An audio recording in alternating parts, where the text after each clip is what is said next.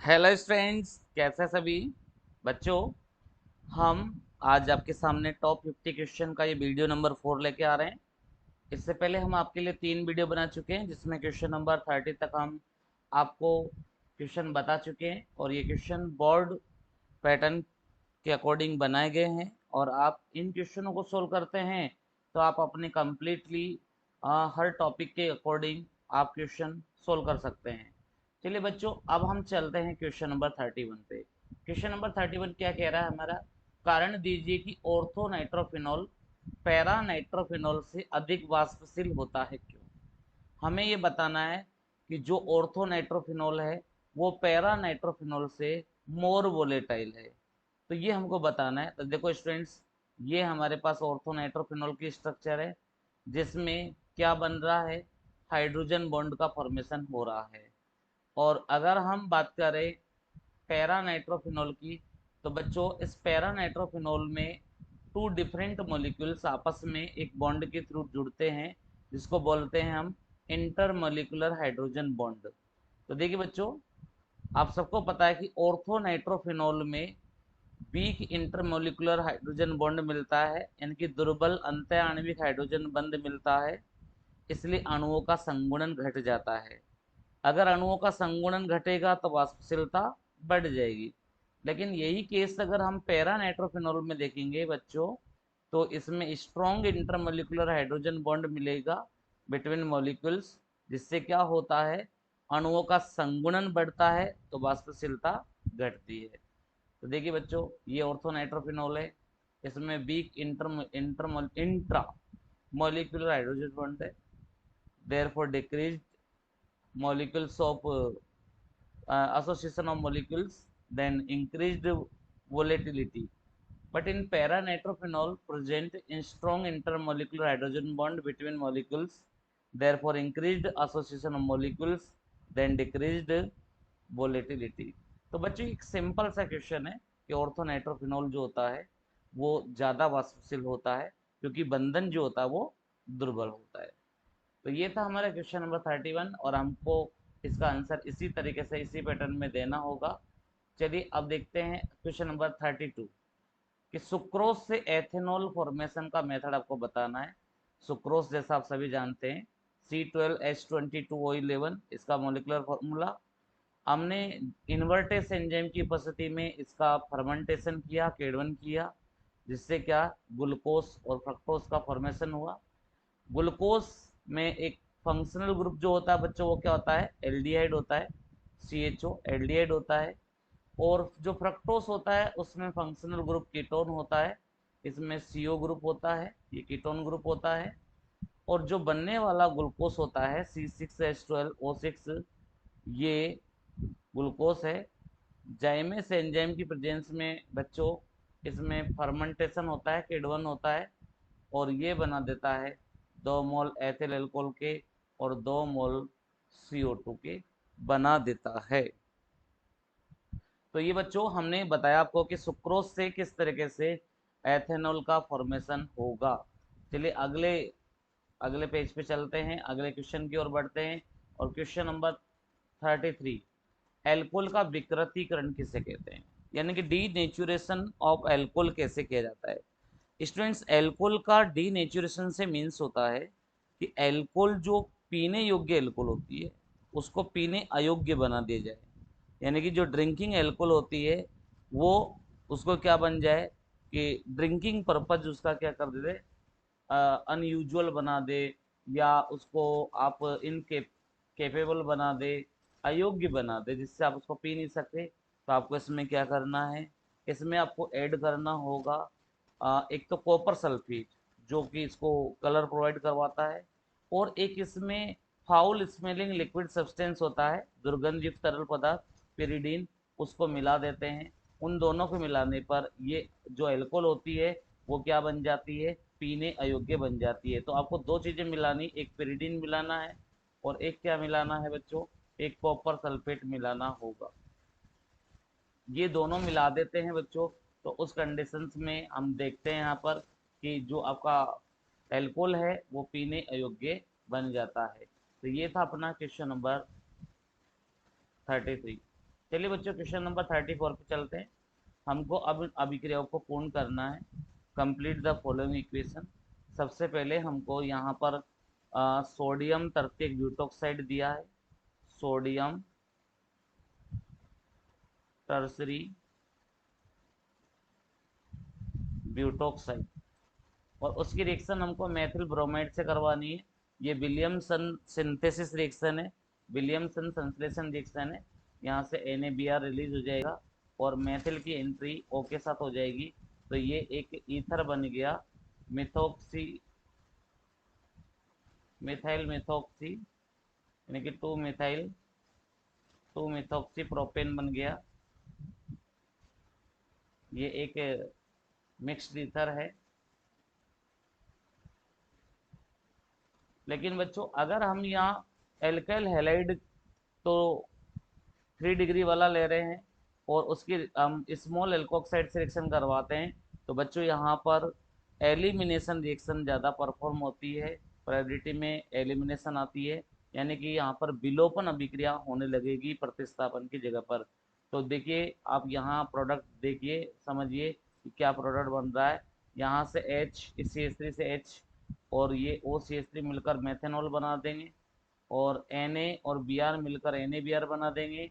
और दो sigma bond अगर ब्रेक होते हैं, जैसे एक सिग्मा ये वाला और एक सिग्मा ये वाला, तो फिर दोनों के बिटवीन में पाई बॉन्ड का फॉर्मेशन बच्चों हो जाएगा, और यहाँ एक वो एल्कीन बन जाएगी। और उस एल्कीन का जो नेम है वो है 2 मिथाइल यानी कि 2 मेथिल प्रोपीन, 2 मेथिल प्रोपीन यहाँ पर बन जाएगी। ऐसे स्टूडेंट्स अगर हम सोडियम फिनोक्साइड की रिएक्शन एथिल क्लोराइड से करते हैं, तो यहाँ से NaCl निकल जाएगा, ये NaCl निकल जाएगा, और C2H5 की एंट्री O के साथ हो जाएगी, और जो कंपाउंड बनेगा उसका नाम क्या रहेगा बच्चों, फेनिटोल नाम रहेगा, फेनिटोल रहेगा। चलिए इसमें हम आगे क्वेश्चन नंबर 34 में ही आगे बढ़ते हैं। तो हम ये कोई एल्कोक्सी बेंजीन के HI से रिएक्शन करेंगे, तो O और R के बीच का बॉन्ड ब्रेक होगा, R प्लस है, HI माइनस है, तो एल्किल आयोडाइड बन जाएगी, साथ में हमको यहाँ पर फिनोल मिलेगी।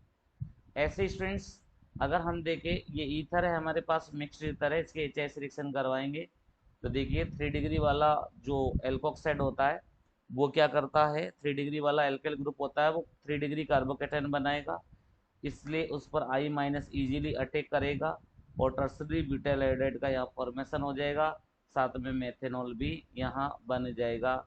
ये मेथेनॉल का फॉर्मेशन यहाँ पर हो जाएगा, क्योंकि OCH3 माइनस है और H क्या है, प्लस है। ऐसे बच्चों एनिसोल की रिएक्शन अगर हम HI से करते हैं, तो रिएक्शन क्वेश्चन नंबर 4 जैसी होगी, यहाँ फिनोल बन जाएगा और साथ में मेथिल आयोडाइड का फॉर्मेशन हो जाएगा। तो ये बेटा हमने अभिक्रिया को क्या किया है, पूर्ण किया है। चलिए अब नेक्स्ट क्वेश्चन की ओर बढ़ते हैं आगे, क्वेश्चन नंबर 35। अगर हम एनिसोल की क्रिया सांद्र H2SO4 और सांद्र HNO3 से करते हैं, तो बताइए क्या बनेगा। तो बच्चों इस वर्ड को देखते ही आपको समझ जाना चाहिए कि कंसंट्रेट H2SO4 और कॉन्सेंट्रेट HNO3 एनिसोल से रिएक्ट करता है, तो ये एनिसोल का क्या हो जाएगा, सल्फोनेशन हो जाएगा। ये दोनों रिएजेंट नाइट्रेशन मिक्सचर होते हैं, आप सबको पता है, नाइट्रिक मिश्रण होता है, और इन दोनों की प्रेजेंस में रिएक्टिंग स्पीशीज पैदा होती है, NO2 प्लस। अब ये NO2 प्लस एनिसोल की या तो ऑर्थो पोजिशन पर या इसकी पैरा पोजिशन पर ऐड होती है, तो उस कंडीशंस में यहाँ पर प्रोडक्ट ऑर्थो नाइट्रो एनिसोल और पैरा नाइट्रो एनिसोल बनता है, लेकिन मेजर प्रोडक्ट हमारा ऑर्थो पैरा वाला रहता है, ortho nitro anisole minor product होता है। तो बच्चों ये इस टाइप की रिएक्शन हम किससे जानते हैं, इस रिएक्शन का जो सही नाम होगा वो क्या रहेगा, सल्फोनीकरण, सल्फोनेशन, सल्फोनीकरण यानी कि सल्फोनेशन, ये नाम रहेगा बच्चों। तो चलिए बच्चों आपके सामने अब नेक्स्ट क्वेश्चन की ओर बढ़ रहे हैं हम। ये रहा आपके सामने क्वेश्चन नंबर 36। बच्चों इसमें क्या कहा गया कि क्यूमीन से फिनोल बनाने की रासायनिक समीकरण दीजिए। Give equation formation of phenol from cumene. सबसे पहली बात तो ये आती है हमारे दिमाग में कि क्यूमीन होता क्या है। क्यूमीन का मतलब ये होता है आइसोप्रोपिल बेंजीन को क्यूमीन कहते हैं। Isopropyl benzene also called as cumene. अब इस आइसोप्रोपिल बेंजीन को ऑक्सीडाइज करते हैं तो यहाँ पर एक इंटरमीडिएट या एडक्ट बनता है जिसका नाम होता है क्यूमीन हाइड्रोपरऑक्साइड। यानी कि ये जो दोनों ऑक्सीजन है ये इस कार्बन और हाइड्रोजन के बीच में आकर सेट हो जाती है। देखिए दो ऑक्सीजन सेट हो गई है। अब इसमें ये वाला बॉन्ड ब्रेक होता है और एक ये बेंजीन वाला बॉन्ड ब्रेक होता है। तो एसिडिक मीडियम में, अम्लीय माध्यम में क्या होता है बेटा, यहाँ पर फिनोल प्राप्त होता है, साथ में ज़्यादा मात्रा में हमको एसीटोन भी मिलता है। तो ये फिनोल के साथ साथ एसीटोन बनाने का भी एक अच्छा मेथड माना जा सकता है। और बोर्ड पैटर्न के हिसाब से ये रिएक्शन बच्चों बहुत इंपॉर्टेंट है क्यूमीन से फिनोल बनाने। चलिए बच्चों, आपके सामने क्वेश्चन नंबर 37 रहा। आपने नाम सुना होगा डाउ प्रोसेस। ये डाउ प्रोसेस रिलेटेड क्वेश्चन है कि जब क्लोरोबेंजीन की क्रिया उच्च ताप व उच्च दाब पर उत्प्रेरक की उपस्थिति में करते हैं, किसके साथ करते हैं, सोडियम हाइड्रोक्साइड के साथ करते हैं, तो क्या बनता है। ये क्वेश्चन है, what happens when chlorobenzene reacted with sodium hydroxide with high temperature pressure and catalyst. तो देखिए गाइज, यहाँ पर ये रहा क्लोरोबेंजीन। बेंजीन के ऊपर सेल आ गया तो नाम हो गया क्लोरोबेंजीन। इसकी रिएक्शन आपने NaOH के साथ की कि हाई टेम्परेचर पे की approx 300 degree Celsius, high pressure पे की अप्रोक्स 200 ATM, और कैटेलिस्ट है यहाँ पर क्यूप्रिक क्लोराइड। Cupric chloride. तो बच्चों यहाँ से HCl रिलीज हो जाएगा और ONa की एंट्री हो जाएगी बेंजीन रिंग पर, जिसका नाम सोडियम फिनॉक्साइड होता है। और ये ही HCl एसिडिक मीडियम में NaCl निकाल देगा और ओ के साथ क्या आ जाएगा बेटा, एच आ जाएगा, जिसका नाम आप सब जानते हैं कि ये फिनोल होता है। तो ये क्लोरोबेंजीन से फिनोल जो बनाने का मेथड है उसको हम बच्चों क्या बोलते हैं डाउ प्रोसेस। तो देखिए ये आपके सामने डाउ प्रोसेस है। और अब चलिए हम अगले टॉपिक पे चलते हैं। और अगला टॉपिक हमारा क्या कह रहा है, देखिए अगला टॉपिक हमारा कहता है क्वेश्चन नंबर 38 में, कारण दीजिए कि द्वितीयक व तृतीयक एल्कोहल के अम्लीय निर्जलीकरण पर ईथर का निर्माण अच्छी विधि नहीं है। तो इससे ये बात तो पता चल गई कि प्राथमिक एल्कोहल ही सही ढंग से ईथर बना सकता है। Primary alcohol only forms easily ether. तो भाई सेकेंडरी और 3 डिग्री एल्कोहल में ऐसा क्या हो गया कि ये नहीं बना पा रहे। तो सिंपल सी अगर बात हम समझे, यहाँ 3 डिग्री एल्कोहल की अगर बात समझे या 2 डिग्री एल्कोहल की अगर हम बात समझे, तो इन सब में देखिए क्या है प्रॉब्लम, इसमें लार्जर एल्काइल ग्रुप होता है। ये लार्जर एल्काइल ग्रुप है दोनों में, 2 डिग्री एल्कोहल और 3 डिग्री एल्कोहल में। तो उस कंडीशंस में क्या होता है, ये प्रोडक्ट ही नहीं बनाते हैं, ये ईथर ही नहीं बना रहे हैं। और कारण है इसका एल्किल समूह का बड़ा आकार होना, due to larger size of alkyl group performs elimination than substitution. तो बच्चों इसमें क्या होता है, बड़ा एल्काइल ग्रुप होने का एक नुकसान हो गया, हमारे पास यहाँ प्रतिस्थापन अभिक्रिया नहीं होगी। अब हमारे यहाँ पर अब विलोपन अभिक्रिया बड़ी तीव्रता से होगी। तो इस कारण से हमारा जो मेन प्रोडक्ट होगा वो ईथर नहीं होकर कोई एल्कीन बन सकती है। चलिए क्वेश्चन नंबर 39, मिथॉक्सी मेथेन की एच के साथ अभिक्रिया की क्रियाविधि लिखिए। देखिए बच्चों, मिथॉक्सी मेथेन CH3O होता है, HI में H प्लस होता है और I माइनस होता है। तो एक तो यहाँ पर क्या बनेगा, मेथेनॉल बनेगा और एक मेथिल आयोडाइड बनेगा। लेकिन इसकी रिएक्शन मैकेनिज्म देखते हैं। सबसे पहले HI में से H प्लस ऑक्सीजन के साथ जुड़ जाएगा, लेकिन ऑक्सीजन अपना प्लस, हाइड्रोजन अपना प्लस ऑक्सीजन को दे देगा और I माइनस आउटसाइड चला जाएगा, तो ये प्रोटोनित ईथर बन जाएगा। अब इसमें I माइनस का अटैक होता है, लेकिन आप जानते हैं कि ऑक्सीजन पर ज़्यादा समय तक क्या नहीं रहता, पॉजिटिव चार्ज नहीं रहता, लेकिन एक यहाँ ट्रांजिशन स्टेट बन जाती है। ये देखिए संक्रमण अवस्था बन गई, जिसमें अभी बंद टूट भी रहे हैं, बंद बन भी रहे हैं, ऐसी स्टेट को बोलते हैं संक्रमण अवस्था, ट्रांजिशन स्टेट। तो यहाँ ट्रांजिशन स्टेट बनती है, लेकिन फाइनली ये बंद टूट जाता है, ये वाला बंद टूट जाता है। जिससे CH3I बन जाता है और CH3OH बन जाता है।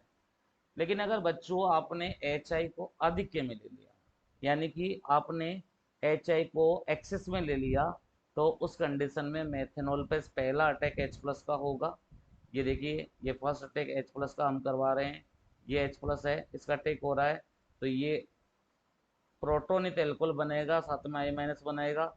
अब ये क्या होता है, इस पर हम I- का अटैक करते हैं, लेकिन आपको पता है ऑक्सीजन पर कभी पॉजिटिव चार्ज नहीं देता, तो ये CH3 और O के बीच का बंध है, ये यहाँ पर टूट जाएगा और जल निकल जाएगा और मेथिल पे प्लस चार्ज आ जाएगा।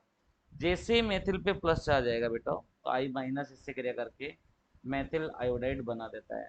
तो ये बच्चों एक अच्छी मैकेनिज्म है, आप इसको ध्यान रखें, बहुत अच्छा कंसेप्ट बनेगा इसमें। और अब चलते हैं बेटा अगले क्वेश्चन की ओर। Question number 40। Question number 40 reaction mechanism का ही क्वेश्चन है कि व्हेन 3 मिथाइल ब्यूटेन टोल रिएक्टेड विद HBr, जब 3 मेथिल ब्यूटेन टोल HBr से क्रिया करता है तो एक अभिक्रिया संपन्न होती है और उसकी क्रियाविधि आपको एक्सप्लेन करनी है। देखिए रिएक्शन आपको बता रखी, ये रिएक्शन रही, इसमें ये 3 मेथिल ब्यूटेन टोल है इसका नाम, जो कि रिएक्शन कर रहा है HBr से। तो यहाँ पर ऐसा होना चाहिए था कि वाटर निकल जाता और Br यहाँ जुड़ जाता, लेकिन Br यहाँ जुड़ने की जगह पर ये 2 डिग्री की जगह पर 3 डिग्री पे जाके जुड़ेगा। तो इसकी मैकेनिज्म देखिए बता रखी है, HBr से सबसे पहले क्या मिला, H+ मिला, जो कि OH पर आक्रमण करेगा और ये OH2+ बना देगा, जो H2+ H2 रिलीज कर देगा, तो CH पर क्या आ जाएगा बेटा, ये प्लस आ जाएगा। लेकिन ये 2 डिग्री कार्बोकेटाइन है, लेकिन यहाँ एक पॉसिबिलिटी है 3 डिग्री कार्बोकेटाइन में कन्वर्ट होने की, तो इसलिए यहाँ पर हम क्या करेंगे, रीअरेंजमेंट करेंगे। जब ऐसी बात आ जाती है तो रीअरेंजमेंट होना बहुत जरूरी होता है। देखिए ये CH पे प्लस है, जो कि 2 डिग्री कार्बोकेटाइन है, ये 2 डिग्री कार्बोकेटाइन बच्चों 3 डिग्री में बदल सकता है। तो यहाँ प्लस देखिए यहाँ चला जाता है, इसके बदले में हाइड्रोजन यहाँ आ जाएगा, तो यहाँ प्लस आ गया CH2CH3। अब आपको पता है HBr में से H+ ने अटैक किया था, Br- बचा था। अब ये Br- किससे जुड़ जाएगा बेटा, ये इस कार्बन प्लस से जुड़ जाएगा और यहाँ पर प्रोडक्ट इस तरीके से हमारे पास 2 ब्रोमो 2 मेथिल ब्यूटेन बन जाएगा। 2 bromo 2 methyl butane, 2 bromo 2 methyl butane, ये बन जाएगा 2 ब्रोमो 2 मेथिल ब्यूटेन का फॉर्मेशन स्टूडेंट्स यहाँ पर हो जाएगा। ओके, तो ये था अपना क्वेश्चन नंबर 40 के समथिंग, और 40 के समथिंग नहीं 40 है। अगला क्वेश्चन जो बहुत इंपॉर्टेंट होता है नॉलेज के पॉइंट ऑफ व्यू से, कंपटीशन के हिसाब से, कि ल्यूकास अभिकर्मक किससे कहते हैं, डिफाइन ल्यूकास रीजेंट। और बच्चों इसका मेन फंक्शन लिखना है। एक बात तो ल्यूकास रीजेंट को अगर देखें तो ल्यूकास रीजेंट होता है सांद्र HCl और शुष्क या निर्जल ZnCl2 का मिश्रण। सांद्र HCl, ये सांद्र HCl रहा, concentrate HCl and dry ZnCl2 का मिक्सचर क्या कहलाता है, ल्यूकास रीजेंट। और इसका जो मेन फंक्शन होता है बच्चों, मुख्य कार्य होता है 1 डिग्री 2 डिग्री 3 डिग्री एल्कोहल में डिफ्रेंशिएट करना है। It's main function is be differentiate और distinguish between 1 degree 2 degree and 3 degree alcohol. बच्चों जैसे ही आप इसको 3 डिग्री एल्कोहल में मिलाओगे तो तुरंत क्या आ जाएगा, धुंधलापन उत्पन्न होता है। बच्चों धुंधलापन को बोलते हैं टर्बिडिटी। क्या बोलते हैं, टर्बिडिटी। यानी कि अगर हम आपसे कहे कि 3 डिग्री एल्कोहल का प्रैक्टिकल करोगे, और जैसे आपके पास ये 3 डिग्री एल्कोहल है, ये एक बीकर में 3 डिग्री एल्कोहल लिया और इसमें आपने ल्यूकास रिएजेंट मिला दिया, तो ये at once produced turbidity, at once produced turbidity, turbidity मतलब धुंधलापन, यानी कि इसकी तुरंत टर्बिडिटी आ जाएगी। लेकिन अगर आपने ल्यूकास रिएजेंट ऐड किया और अगर ये टर्बिडिटी 5 मिनट लेटर आ रही है, 5 मिनट बाद आ रही है, 5 मिनट लेटर, तो बच्चों ये 2 डिग्री एल्कोहल होगा। क्या होगा बच्चों, ये 2 डिग्री एल्कोहल। लेकिन अगर ये आप इसमें ऐड करते हैं और रूम टेम्परेचर पर एलआर को ऐड करेंगे, ल्यूकास रेजेंट को ऐड करेंगे, तो कोई भी टर्बिडिटी यहाँ नहीं आएगी, इसलिए ये 1 डिग्री एल्कोहल होगा। तो इससे हमको ये पता चल गया कि 3 डिग्री एल्कोहल मोर रिएक्टिव होगा 2 डिग्री एंड 1 डिग्री एल्कोहल से। तो बच्चों ये होता है ल्यूकास रिएजेंट। चलिए स्टूडेंट्स क्वेश्चन नंबर 42 पे चलते हैं। तो क्वेश्चन नंबर 42 क्या कहता है कि एथेनॉल व जल में से कौन अधिक अम्लीय और क्यों। आपके पास एक एथेनॉल है और एक वाटर, इसमें से मोर एसिडिक कौन है। तो बच्चों इथेनॉल में एथिल समूह का प्लस आई प्रभाव होता है। In ethanol ethyl group shows plus I effect. क्या दर्शाता है बच्चों ये प्लस आई इफेक्ट। अब जब भी प्लस आई इफेक्ट दर्शाएगा तो क्या करेगा, इलेक्ट्रॉन देगा। इलेक्ट्रॉन देगा तो ऑक्सीजन का इलेक्ट्रॉन घनत्व बढ़ेगा और प्रोटॉन आसानी से रिलीज नहीं होगा, तो अम्लीय गुण घट जाता है। Shows plus I effect and decreased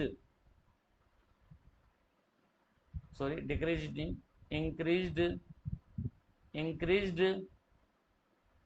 electron density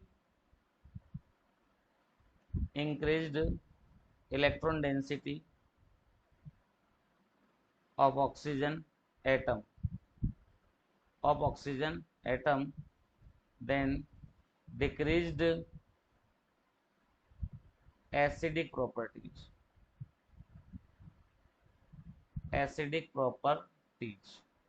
तो बच्चों इस प्रकार से एथेनॉल तो लेस एसिडिक होता है और वाटर मोर एसिडिक बन जाता है, ज्यादा अम्लीय बन जाता है। ये रहा question number 43।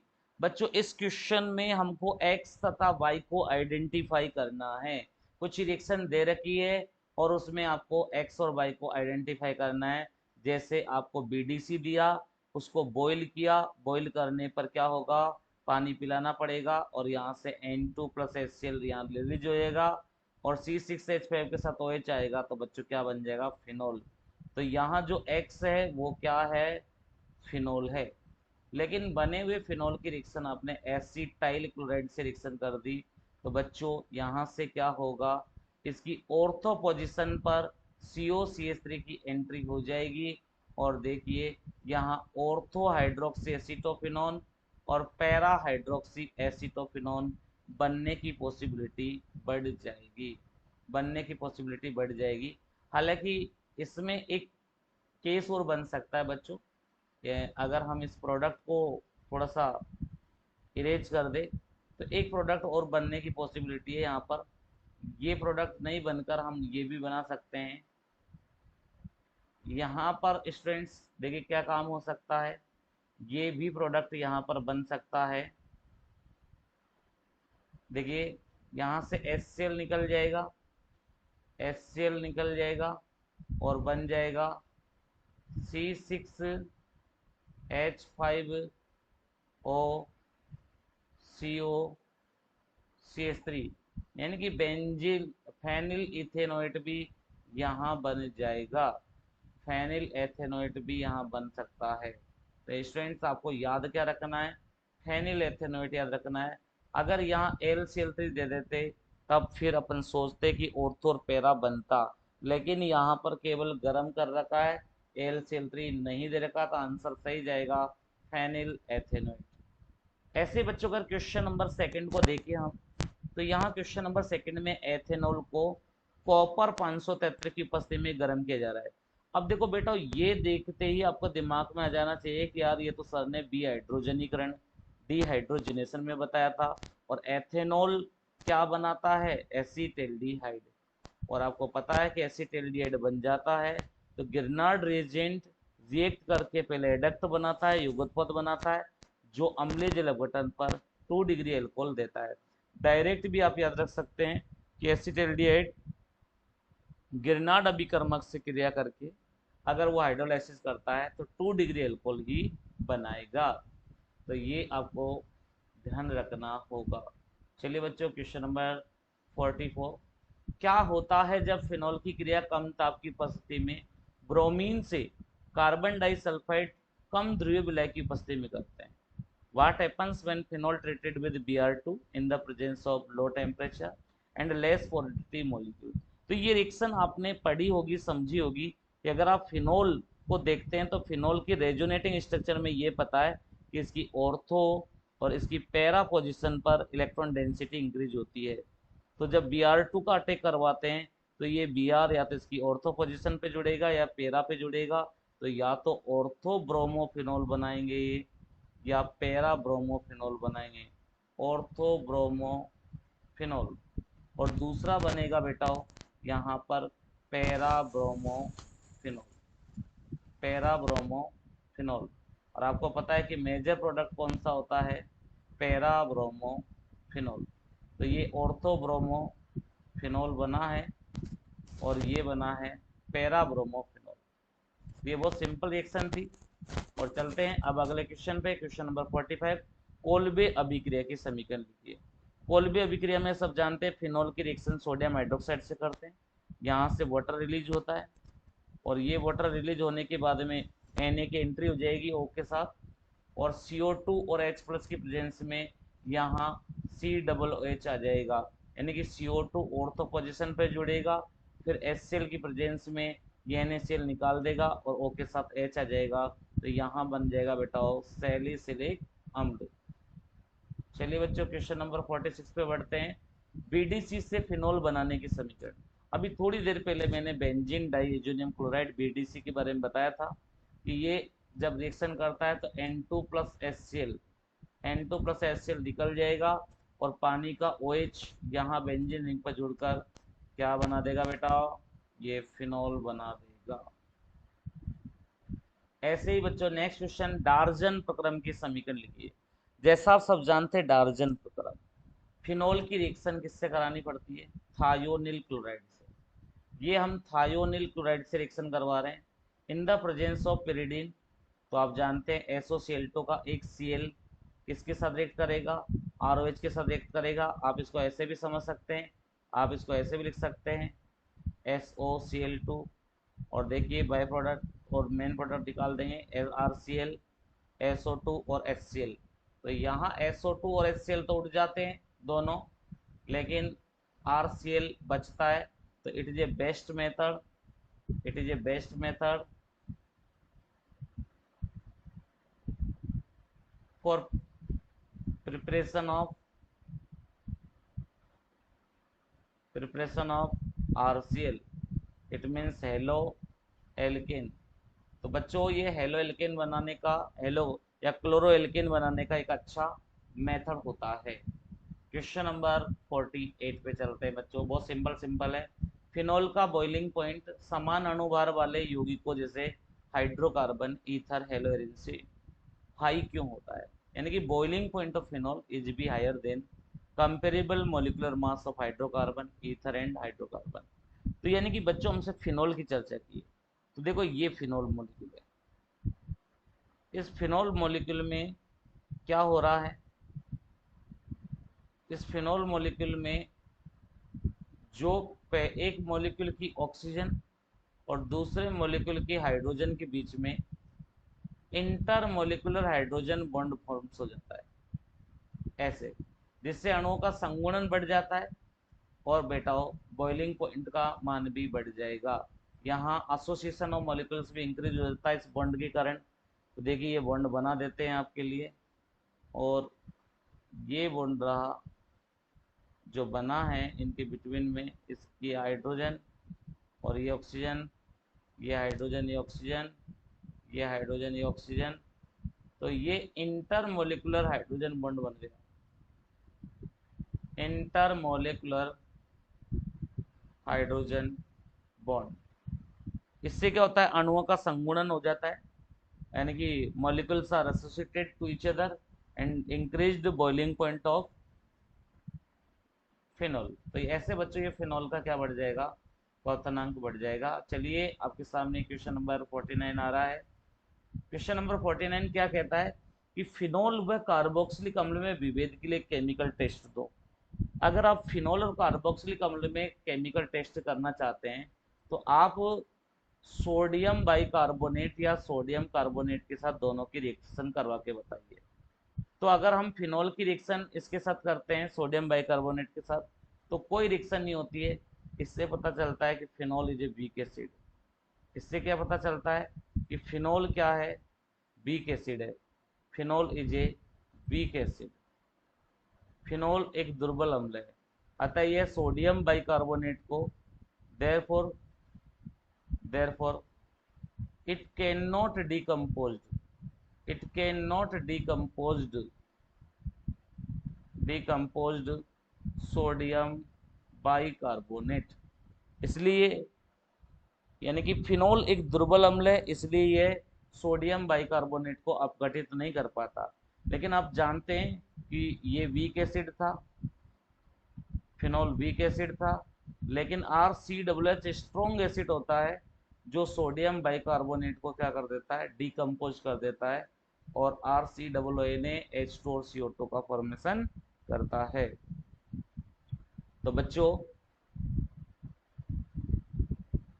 Carboxylic acid is a strong acid, therefore it can be decomposed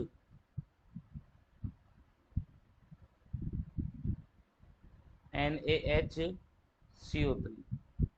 into salt, H2O and CO2 and CO2। तो इस तरीके से हम डिफरेंस कर सकते हैं guys. And last question of this category, salicylic अम्ल से एस्प्रिन बनाने की समीकरण दीजिए। जैसा आप सब बच्चे जानते हैं, सैलिसिलिक अम्ल ऑर्थो हाइड्रोक्सी बेंजोइक अम्ल होता है, ये सैलिसिलिक अम्ल है। अगर बच्चों हम इसकी एसिटिक एनहाइड्राइड से रिएक्शन कर देते हैं, एसिटिक एनहाइड्राइड से रिएक्शन कर देते हैं, तो यहाँ से H और यहाँ से CH3COO अगर ले लेते हैं तो एसिटिक एसिड निकल जाएगा एसिडिक मीडियम में, और एस्प्रिन यहाँ पर बच्चों हमको प्राप्त होता है, जो कि एक पेन किलर मेडिसिन होती है, पेन किलर मेडिसिन होती है। तो स्टूडेंट्स, ये थे हमारे टॉप 50 क्वेश्चंस जो 4 वीडियो में हमारे संपन्न हुए। अगर आपको ये हमारा वीडियो अच्छा लगे तो प्लीज़ आप इसे लाइक शेयर एंड सब्सक्राइब जरूर करें, और आप अगर ऐसी वीडियो चाहते हैं तो आप हमारे चैनल को सब्सक्राइब जरूर करें और देखें ज़्यादा से ज़्यादा video. Thank you everyone for watching my video.